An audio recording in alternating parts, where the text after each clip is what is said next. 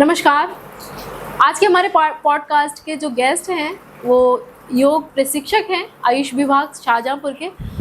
चूँकि 21 जून को योगा दिवस है तो योगा से संबंधित तमाम तरह के लोगों के सवाल हैं कि योग दिवस क्यों मनाया जाता है, योगा करने के और क्या क्या लाभ हैं और किन किन परिस्थितियों में हम योग कर सकते हैं। तो जो डॉक्टर अभिनव शुक्ला जी हैं, इनका 16 साल का अनुभव है योगा से संबंधित। इन्होंने तमाम तरह की बीमारियों को हील किया है योगा से, और योगा से संबंधित और क्या कुछ जानकारी है जो हमारे साथ साझा करना चाहेंगे। तो बहुत स्वागत है सर आपका हमारे इस शो में।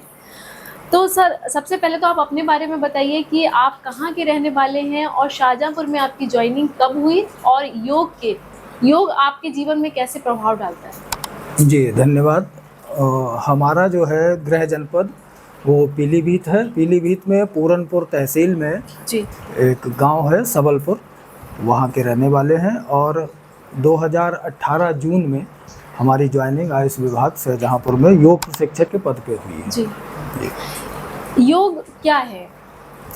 योग देखिए, अगर योग छोटा शब्द है और योग का शाब्दिक अर्थ अगर हम लें तो योग का मतलब होता है जोड़ना जी।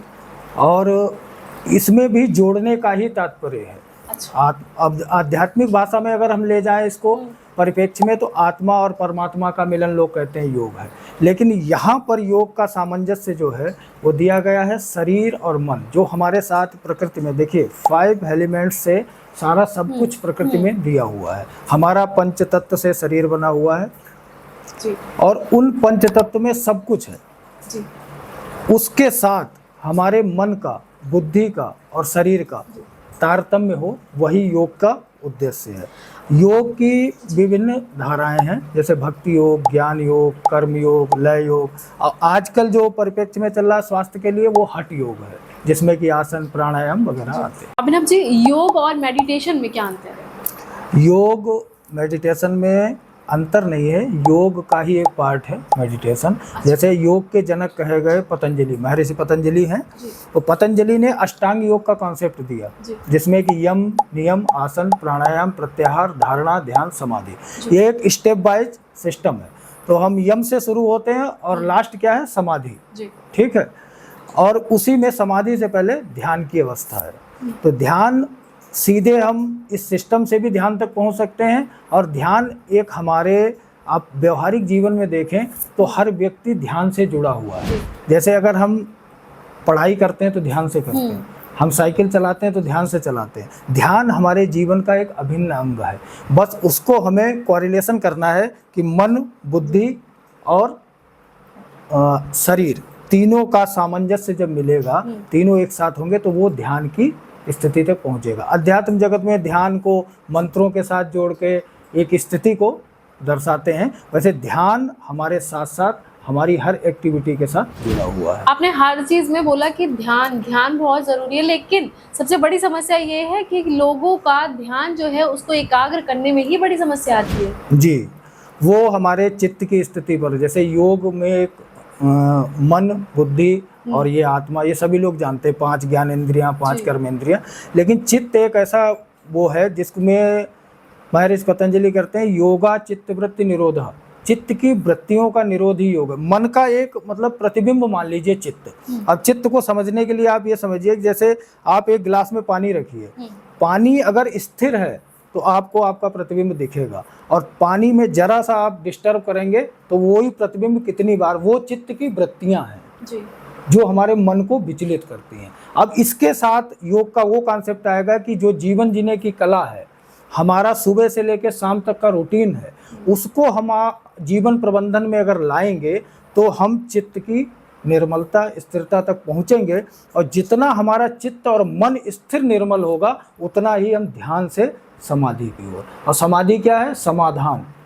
जो द्वंद्व हैं, जीवन की जो समस्याएं हैं, उनको हम यम, नियम, आसन, प्राणायाम के द्वारा, सत्य, हिंसा, आस्तेय, अपरिग्रह, ब्रह्मचर्य, इसके द्वारा हम धीरे धीरे समाधान तक पहुंचेंगे। तनाव और डिप्रेशन जो आज की आम बीमारी है, इसको आप योग के रूप में कैसे देखेंगे? इसको योग के द्वारा हम कैसे दूर कर सकते हैं? तनाव, डिप्रेशन को योग के द्वारा, योग में सबसे पहले आप देखें तो योग के जो जनक बताए जाते हैं महर्षि पतंजलि, जिन्होंने पतंजलि योग सूत्र लिखा है, जिसमें 195 सूत्र हैं।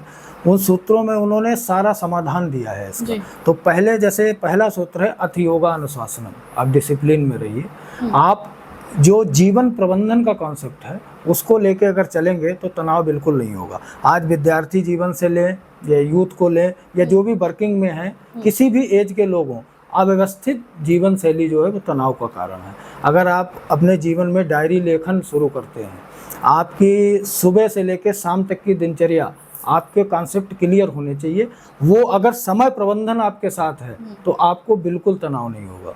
तनाव होता है अनियमित दिनचर्या, जब हम बायोलॉजिकल क्लॉक से नहीं चलते हैं, रात में सोने का समय, सुबह जागने का समय, ये सब डिस्टर्ब होता है, तो वही चीज़ें सारी हमारे क्रियाकलाप अधूरे तो तनाव बन के सामने आ जाते हैं। आप लगभग 16 साल से योग प्रशिक्षक के रूप में हैं, तो क्या हम आपसे कह सकते हैं कि आप तनाव मुक्त हैं? आपको कोई ऐसे तनाव नहीं है, कोई स्ट्रेस नहीं है, आप डिप्रेशन फ्री हैं?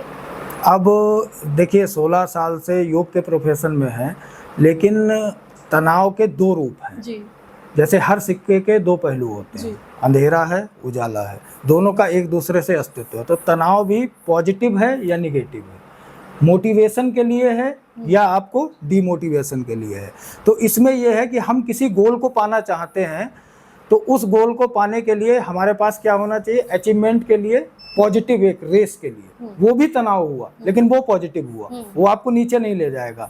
और जो निगेटिव तनाव हुआ वो ये हुआ कि हम अवसाद में चले गए। अब इसमें हम थोड़ा सा इंक्लूड करना चाहेंगे, जो योग के अगर उसमें फील्ड में जाएं तो योगेश्वर श्री कृष्ण, जो मतलब कहना चाहिए तो एक परिपूर्ण योगी है, ठीक है, योगियों के भी वो ईश्वर कहे जाते हैं।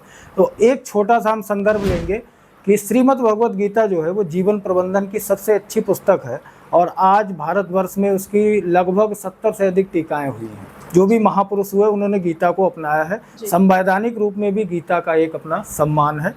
तो कृष्ण ने जो गीता में 18 अध्याय में अर्जुन को अवसाद से ही मुक्त किया था।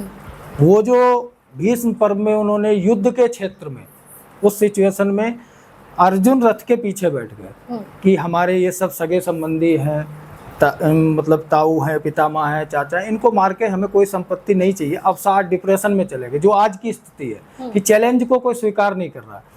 भगवान कृष्ण ने विषाद योग से और कर्म योग की व्याख्या देते हुए 18 अध्याय में उन 700 श्लोकों में उस स्थिति में अर्जुन को खड़ा कर दिया कि अर्जुन ने कहा करिष्ये वचनम तव, और उसी में बताया उन्होंने योगा कर्म कौशलम, योग कर्म की कुशलता है, योग द्वंद्वों से, और आत्मा का जो ज्ञान दिया तो उसमें बताया गया है कि जैसे आत्मा अमर है, तो ज्ञान की मतलब श्रेणी में जाए तो उन्होंने बताया नैनम छंदन्ते शस्त्राणि नैनम दहति पावका न चैनम क्लेदेयन्तापो न शोषति मारुता, जिसे शस्त्र नहीं काट सकते, पावक नहीं जला सकते, जल जिसे गीला नहीं, उस आत्म तत्व का ज्ञान दिया। तो अर्जुन उस मोटिवेशन पे आके खड़े हुए कि अब आप जो कहिए वो हम करेंगे। वो मारपीट की बात नहीं थी, वो जिंदगी की जो हमारे पास चैलेंजेस हैं उनको असफल होने के, अर्जुन सफलता की तरफ नहीं जा पा रहा था, तो वो मोटिवेशन में, तो गीता एक हमारे लिए, श्रीमद् भगवत गीता एक जीवन प्रबंधन की पुस्तक है। हर व्यक्ति को उसको संस्कृत में नहीं तो हिंदी में पढ़ना चाहिए। अगर मैं समझता हूँ कि अगर श्रीमद् भगवत गीता को आप अध्ययन की पुस्तकिया बनाएं, आप स्वाध्याय की पुस्तिका बनाएं, तो जीवन में कोई भी ऐसा द्वंद्व नहीं रहेगा जो आपको। और गीता के बारे में एक बात कही जाती है कि जीवन की कोई भी समस्या हो, आप कहीं से भी आंख बंद करके एक उसको खोलिए अध्याय को, जो भी प्रश्न में आपको मिलेगा वो आपकी समस्या से संबंधित, क्योंकि वो हरिमुख की वाणी है, श्री भगवान ने खुद मेरा ट्राई किया हुआ है। अभिनव जी, ऐसी कौन कौन सी बीमारियां हैं जिनको हम मेडिसिन के रूप में ले सकते हैं?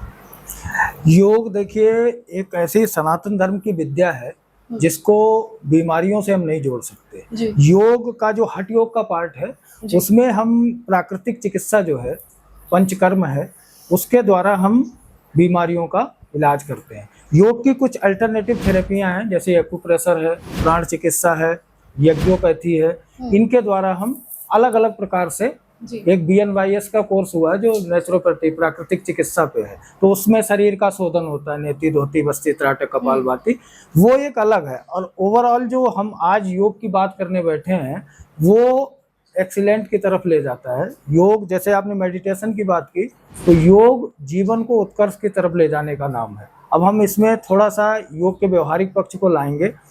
तो आज जो लोगों का देखने का नजरिया है योग का, वो केवल रोग के साथ जोड़ के है कि योग आसन कर लीजिए, कंपटीशन कर लीजिए, वो एक अलग है। देखिए योग का उद्देश्य क्या है कि हम व्यक्तित्व परिष्कार करें, ठीक है।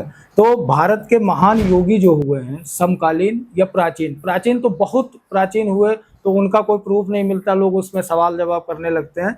लेकिन हम वर्तमान परिप्रेक्ष्य में समकालीन योगियों को देखें तो एक बंगाल के लेखक हुए विश्वनाथ मुखर्जी, उन्होंने लिखा है भारत के महान योगी, जिसमें स्वामी विवेकानंद हैं, दयानंद हैं, मीरा हैं, कबीर हैं, तुलसी हैं।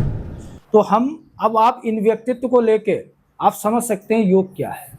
इनके जीवन को देखिए, अभी देख लीजिए आप, जैसे कलाम साहब थे, हम उनको एक योगी कह सकते हैं।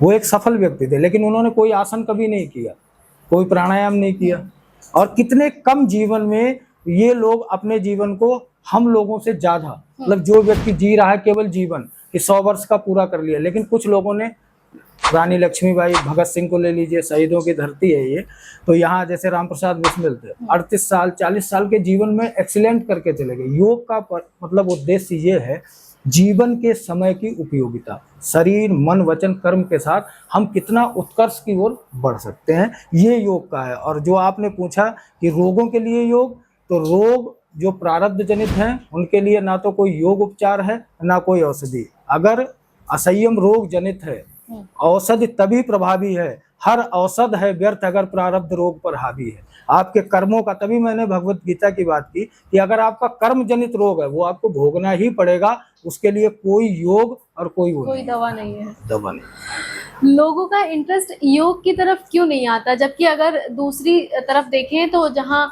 जिम है और जुम्बा है, एरोबिक्स है, यहाँ पर लोगों को काफी लगाव आता है, लोग इंटरेस्ट के साथ वहां जाते हैं, शायद म्यूजिक सिस्टम और इन सब में उनको दिलचस्पी आती है। तो योग की तरफ लोगों को मोटिवेट करना, मतलब हर साल योग दिवस हम इसीलिए मनाते हैं ताकि लोग और योग की तरफ आए, योगा करें। तो आप योग में और जुम्बा और जिम को कैसे देखते हैं? देखिए ये जो जिम है और एरोबिक है, ये सब ये भी शारीरिक फिजिकल हेल्थ के लिए अच्छी चीजें हैं। व्यायाम पहले लोग करते थे। योग एक जो हमने बताया पद्धति, जैसे अष्टांग योग का सिस्टम है, तो योग में एक नैतिक मतलब आचार विचार की पूरी आचार संहिता है।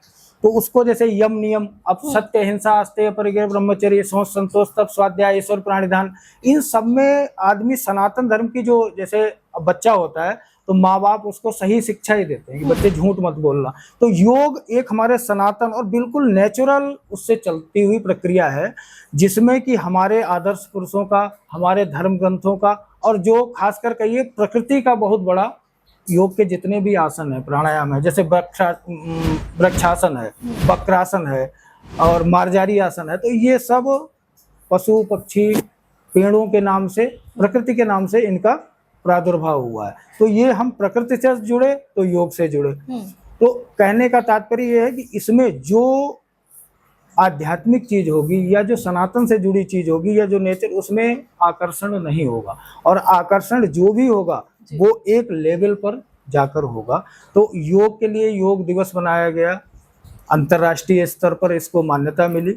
लेकिन जो हमारे योग के प्रचारक हैं वो योग को जिस रूप से रख रहे हैं, तो स्वास्थ्य के रूप में इसीलिए जोड़ा गया कि लोगों का इंटरेस्ट हो कि भाई हमारा स्वास्थ्य जो है, हम स्वस्थ हैं, हमारे स्वास्थ्य की रक्षा योग के द्वारा होगी। मानसिक रोगों का निदान, सबसे ज्यादा मानसिक रोग है, साइकोसोमेटिक डिजीज जिनको कहते हैं, मनोकायिक रोग, उनके लिए योग रामबाण है। हम आपको एक उदाहरण दें, श्री अरविंद घोष हुए, जो क्रांतिकारी भी थे और अतिमानस का अवतरण भारत के महान योगी में रमण श्री अरविंद बंगाल के थे। उन्होंने अपने जीवन काल में पहले क्रांतिकारी कुछ लेख लिखे, उसके बाद उन्होंने प्राणायाम किया। तो प्राणायाम वो 7 से 8 घंटे करते थे। तो वो इस अवस्था में पहुंच गए थे कि उनका मन बिल्कुल विचार शून्य, जो लास्ट स्थिति होती है उसके। तो उस समय के जो साइकोलॉजी के बड़े 2 लोग थे, सिगमंड फ्राइड और यूंग, वो उनके पास आए। उन्होंने कहा हम काउंसलिंग करते हैं, तो 1 घंटे की काउंसलिंग के बाद हम जान पाते हैं कि आपके मन का विचार क्या है या आपकी समस्या क्या है, उसका समाधान करते हैं। आप व्यक्ति सामने आता है और आप तुरंत जान जाते हैं। तो उन्होंने कहा जब हमारे चित्त की निर्मलता है और हमारा मन विचार शून्य, जो आप ध्यान के लिए पूछ रही थी, जब मन विचार शून्य हुआ तो सामने वाले के मन में क्या है, हमें तुरंत रिफ्लेक्ट हो जाएगा। अच्छा। एक बहुत अलग सा नाम है आचार्य रजनीश ओशो, उन्होंने भी बहुत कुछ इसके बारे में कहा है। तो बाद में उनको जेल में डाल दिया गया श्री अरविंद को, तो जेल में उनको भगवान कृष्ण का साक्षात्कार हुआ। हम इसलिए ये बात बता रहे हैं कि एक योगी को समझने के लिए क्या डायमेंशंस हो सकते हैं। अब श्री अरविंद को साक्षात्कार हुआ, उन्होंने कहा कृष्ण ने कि आपको कोई भी लड़ाई नहीं लड़नी, आपको कोई भी लेख नहीं लिखने, आपको अपनी साधना से उन मतलब निर्वाण चित्त जो जीवन मुक्त आत्माएं हैं 30 से 32, एक पार्लियामेंट है हमारे यहाँ ज्ञान गंगा जिसको बोलते हैं, जो हिमालय में रहते हैं। जब भारतीय संस्कृति पे कोई खतरा होता है तो वो लोग जन्म लेते हैं। तो वो भगत सिंह, ऊधम सिंह, झांसी की रानी, जिनके ऊपर कर्म का कोई बंधन नहीं होता, और वो आते हैं और कम समय में 1000 आदमी जो काम कर सकता है वो एक व्यक्ति करके दिखाता है। ये क्षमताएं आपके सामने प्रमाण है। ये एक योग है और ये जन्म जन्म के संस्कारों से बनता है। एक दिन की कोई प्रैक्टिस से या कोई आसन से कोई ऐसा जादू नहीं होता। हर साल 21 जून को योग दिवस मनाया जाता है, तो आप ये मानेंगे कि जब 21 जून को हम योग दिवस से जुड़ते हैं, पूरा देश जुड़ता है, तो क्या उसको पूरे साल लोग फॉलो करते हैं? इसको जो है 21 जून के बाद जो जगह जगह भारत सरकार ने, आयुष विभाग ने सेंटर बनाए हुए हैं हर प्रदेश में, जनपद स्तर पर। पहले एक सेंटर से शुरुआत की थी, अब कुछ अंशकालिक योग प्रशिक्षक रख के जगह जगह ब्लॉक स्तर पर आगे पहल है। ऐसा जो है योजनाएं हैं कि विद्यालय में जैसे पीटी के पहले शारीरिक शिक्षक हुआ करते थे, वैसे हर जगह योग, कारपोरेट सेक्टर में बड़ी जगहों पे हर जगह लोग हायर करके योगा को, और जो हमारा एक प्रबुद्ध वर्ग है वो योग के लिए मेरी समझ से सोशल मीडिया और इस सब से इतनी जानकारी रखता है कि अपने आप के लिए क्या उपयोगी है उतना निकाल के, कि सूर्य नमस्कार है 45 मिनट का पैकेज बना लिया है कि 10 मिनट हमको प्राणायाम करना है और उसके बाद 20 मिनट हम कुछ योग का एक्सरसाइज करके और अपनी दिनचर्या को शुरू कर सकते हैं। बाकी इसमें सबसे अहम भूमिका है जो हम आपको बताएं वो है कि योग की बहुत साधनात्मक गहराई में ना जाए, लेकिन अगर आपका भोजन शुद्ध है तो आपका योग का 50% का पार्ट आपका बिल्कुल फुलफिल है। अच्छा। अन्न शुद्ध होना चाहिए, सात्विक होना चाहिए, और क्या हमको खाना है ये हमें पता होना चाहिए।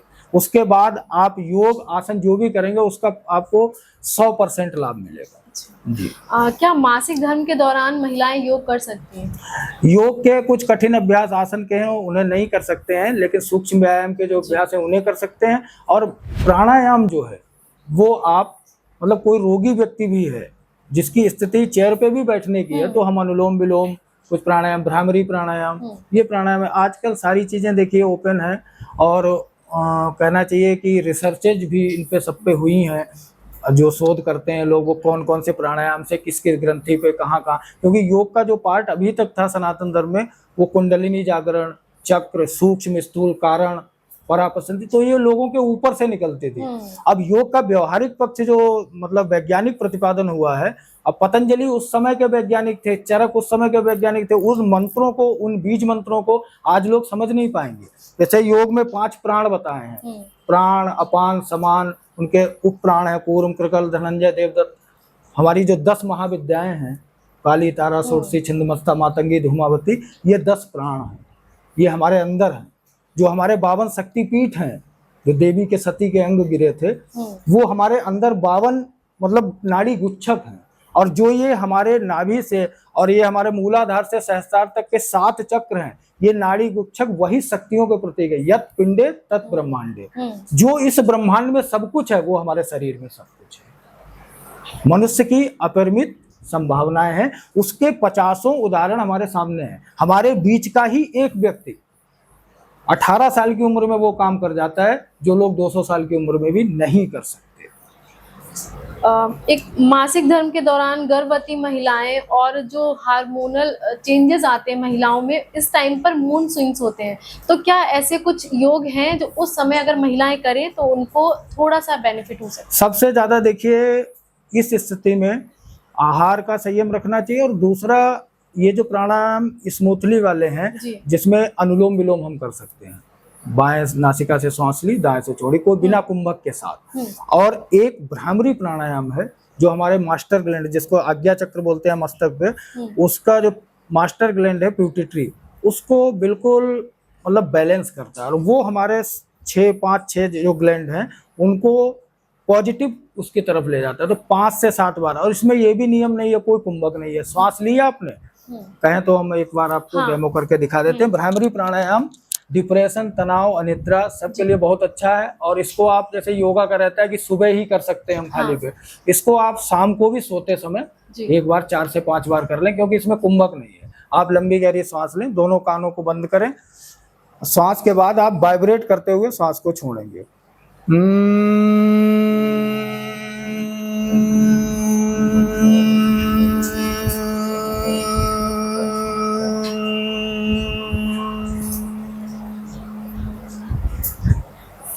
इस तरीके से। तो ये कितनी बार करना है? इसको 5 बार। 5 बार करना है, किसी भी समय कर सकते हैं? किसी भी समय। इससे क्या क्या बेनिफिट होंगे? इससे बेनिफिट देखिए, सबसे बड़ा तो हमने आपको बताया, जैसे मानसिक रोग शरीर पर ज्यादा प्रभाव डालते हैं जी। पहले रोग सूक्ष्म में आता है, फिर वो स्थूल में घटित, ऐसे घटनाएं भी होती हैं। सूक्ष्म शरीर हमारा क्या, 1 मिनट इसमें हम लेंगे समय आपका। आपका मन आपका सूक्ष्म शरीर है जी। आप यहाँ बैठे हुए हैं, आप लखनऊ गए हुए हैं, हजरतगंज जी। आप आंख बंद करिए, सेकंड के 10वें हिस्से में आप पहुंच जाएंगे अभी। शरीर आपका यहाँ है, वो पास्ट मेमोरी में फीड है आपकी। कल्पनाएं जो हम स्वप्न में देखते हैं, तो सूक्ष्म इससे 1000 गुना ज्यादा पावरफुल है। अच्छा। स्थूल से, स्थूल मतलब ये सामने जो फिजिकल बॉडी दिख रही है, और एक जो नहीं दिख रही है, लेकिन वो इनके साथ जुड़ी हुई है 5 ज्ञानेंद्रियों के साथ, आंख, नाक, कान, मुंह, त्वचा के साथ। इनके हर मूवमेंट को वो कैच करती है और पास्ट में ले जाती है, वही हमारे संस्कार वो सब बनते हैं। तो जो प्राणायाम की स्थिति है, ध्यान की स्थिति, ये हमारे सूक्ष्म को प्रभावित करती है। और सूक्ष्म जब प्रभावित होता है, तो उसका फिर ज्यादा से ज्यादा 100 गुना 200 गुना प्रभाव हमारे स्थूल पे चेंजेस पे होता है। जो हमारे हार्मोन्स चेंज होंगे, जो हमारे अंदर पॉजिटिविटी आएगी, जो हमारे अंदर ऊर्जा आएगी, हमारे सेल्स के अंदर जो एनर्जी आएगी। योग में एक शब्द आता है प्राण, जैसे ऑक्सीजन है बोलते हैं हम, ये ली, इसको प्राण बोलते हैं, प्राणवायु। ये पॉजिटिव जाएगी, और जब ये हमारे सेल्स के साथ वो करेगी। और एक थिंकिंग, योग में क्या है, थिंकिंग। जैसे आपने अभी जिम कहा, जिम में कुछ नहीं है, जिम में ये है कि शारीरिक एक्सरसाइज और गाने, म्यूजिक। योग में क्या है, मंत्र। मंत्र क्या है, वही जो हमने बताया चक्र नाड़ी, उनमें स्पंदन देता है। जैसे ओमकारा चैंटिंग, अभी हमने आपको ये दिखाया प्राणायाम भ्रामरी, ऐसे ही ओम का उच्चारण है। तो ओमकार उच्चारण बोलेंगे तो शब्द ब्रह्म, नाद ब्रह्म, जो इस ब्रह्मांड में हमेशा गूंजता है। ओंकार नाद संयुक्तम नित्यम ध्यायेषु योगिनः मोक्षदा कामदा चैव ओंकाराय नमो नमः। ये चीजें क्या, प्रैक्टिकल करने से इन पे मन का प्रभाव पड़ेगा। और जितना आप योग की तरफ बढ़ेंगे, तो पॉजिटिविटी की तरफ बढ़ेंगे। और यही सबसे बड़ा, देखिए आपका विचार जब सकारात्मक होगा, तो आपकी समस्याएं 99% सॉल्व होने लगेंगी। आपके अंदर से ही आपका उत्तर, क्योंकि प्रश्न आपने खड़ा किया है, तो उत्तर भी आपके अंदर ही है। इस सृष्टि में, समष्टि में सब कुछ है। महिलाओं में आम समस्या है थायराइड की, तो क्या योग के द्वारा ये दूर की जा सकती है? हाँ, योग के द्वारा दूर की जा सकती है। इसमें भी देखिए, हमने आपको बताया आहार विहार का सबसे पहले आता है। तो आहार विहार में सबको जानकारी है आजकल, आयुर्वेद हो, एलोपैथ हो, जो भी हो, कि हमको क्या पथ्य आहार है, क्या खाना चाहिए, क्या नहीं खाना है। थोड़ा दिनचर्या पर ध्यान दें। और योग में एक प्राणायाम है थायराइड के लिए, उज्जाई प्राणायाम। अच्छा। हाँ, उज्जाई प्राणायाम है। उसको गले में घर्षण करते हुए श्वास को भरना है, और फिर उसको मुंह से श्वास को बाहर छोड़ना है। किस समय करना है ये खाली पेट ही कर सकते हैं, क्योंकि इसमें कुंभक करना होता है। अच्छा। जाल अंदर बंद जो है लगा के रोकना पड़ता है। आपने योगा में मास्टर्स किया, पीएचडी की, तो क्या संभव है लोगों का और लोगों का इसमें इस करियर में आना? तो कैसे उनको क्या करना है, थोड़ा सा बताइए। आज मतलब इस समय में, तो पिछले दशक में अगर जाएं, तो योग के कुछ विश्वविद्यालय ऐसे, जो कि गुरुकुल कांगड़ी है, अब तो पतंजलि भी हो गया। हमने देव संस्कृति विश्वविद्यालय से मास्टर किया, और हेमती नंदन बहुगुणा वगैरह, अब कई नए इंस्टीट्यूट भी खुले हैं दिल्ली में, एनसीआर में। तो उनमें आप संपर्क करके, आप बहुत बड़ी डिग्री नहीं तो योग का पीजी डिप्लोमा, बेसिक नॉलेज योग की होनी चाहिए कि हमारे जीवन के लिए क्या उपयोगी है, और अगर प्रोफेशन में योगा को देखें तो हम किस प्रकार से उपयोगी हो सकते हैं। एक अच्छा कैरियर है योग में। और सबसे अच्छा तो है अपने लिए पहले जानेंगे, और फिर उसको, क्योंकि आने वाला जो समय है, वो समय देखिए कलयुग का समय चल रहा है। और मशीनी युग है। व्यक्ति शारीरिक क्षमताओं से धीरे धीरे कम होता जा रहा है, मानसिक, तो इसकी आवश्यकता पहले भी थी, आज भी होगी। नए रूप में वैज्ञानिक शोधों के साथ आप आएंगे तो इसका बहुत अच्छा बेनिफिट मिलेगा आपको। अब वर्तमान में प्रधानमंत्री नरेंद्र मोदी, आप ये मानेंगे कि नरेंद्र मोदी के द्वारा योग को ज्यादा प्रोत्साहन मिला है, योग के प्रति लोगों की जागरूकता बढ़ी है? जी, योग पहले हमारे सनातन धर्म में योग सनातन से चला आ रहा है जी। लेकिन उसको श्रेय जो नरेंद्र मोदी जी को इसलिए मिल रहा है कि उन्होंने एक सनातन को, क्योंकि चूंकि वो जिस पद्धति से आते हैं सनातन को समझते हुए आगे बढ़े हैं, तो उन्होंने इसकी उपयोगिता को समझते हुए, और अंतर्राष्ट्रीय जो योग दिवस है वो माननीय नरेंद्र मोदी जी का ही कहना चाहिए कि एक तरीके से उन्होंने ही इसको आगे बढ़ाया है, और सभी लोगों का सहयोग है। बड़े बड़े योग के पुरोधा हैं हमारे यहाँ, तो बिहार स्कूल ऑफ योगा है, उसके स्वामी निरंजनानंद सरस्वती हैं। योग का जितना भी लिटरेचर है वो उन्हीं की देन है। कैवल्य धाम लोनावाला योग का बहुत अच्छा संस्थान है। तो इन संस्थानों के यश बसवा रेड्डी जो हैं वो वहाँ पे बेंगलोर यश व्यासा के, तो ये पूरी कम्युनिटी है जो आज के आधुनिक परिप्रेक्ष्य को देखते हुए और प्राचीन योग को दोनों को कोरिलेट करके हमारे लिए योग क्या उपयोगी हो सकता है व्यवहारिक, उसको सामने रखा हुआ। अभिनव जी, हमारे जो व्यूअर्स हैं उनको आप योग से जोड़ने के लिए क्या संदेश देंगे कि हर साल जो योग दिवस मनाया जाता है उसकी अपेक्षा लोगों को खुद से इंटरेस्ट आए योग के लिए, जो इंटरेस्ट अभी वो जुम्बा, एरोबिक और जिम के लिए करते हैं? इसके लिए थोड़ा सा यूथ को आगे आना पड़ेगा, और जो यूथ आज वर्तमान समस्याओं से जूझ रहा है कि जो अपने गोल को अचीव नहीं कर पा रहे हैं, जो किसी तरह उनको ये लगता है कि ये ऋषि मुनियों की पद्धति है, ये बाबा जी की वो है।